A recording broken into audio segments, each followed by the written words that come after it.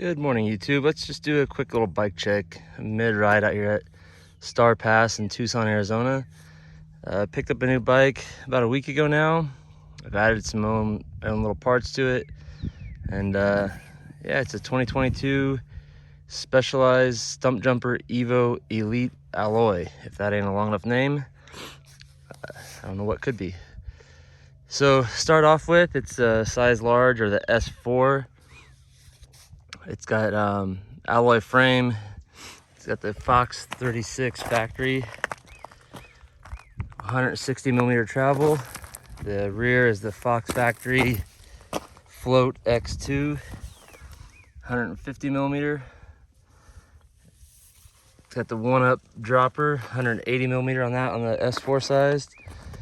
It came with a deity stem. I added the Trail 1 carbon bars, the Crockett is what they call them. I've cut mine down to 770.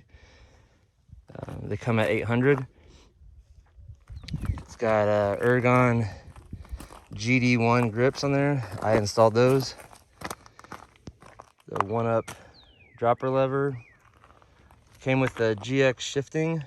It was a whole GX group set actually. And the rear derailleur was GX. I added the XX1 oil slick or rainbow cassette 1052. It came with the GX 1275. I just wanted to add a little color to it, along with the probably the biggest upgrade is the 5 dev cranks.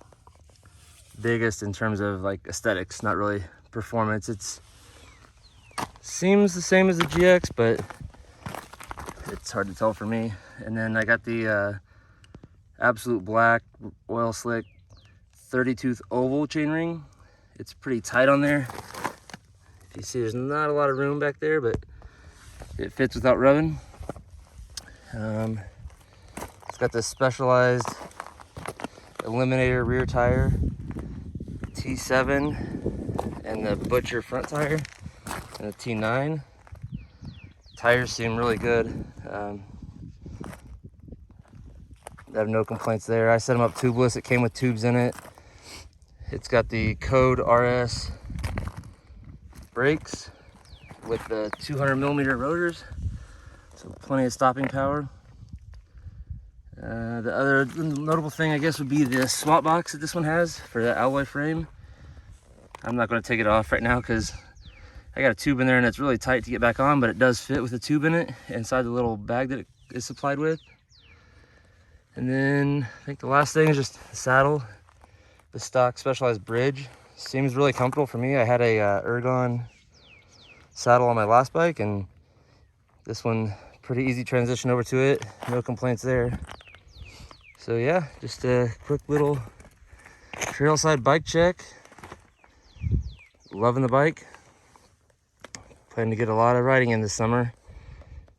So comment below if there's anything you have any questions about or anything. I'll try to get back to you and answer you. But other than that, it's a super sweet bike for the price point with the factory suspension. All right, later.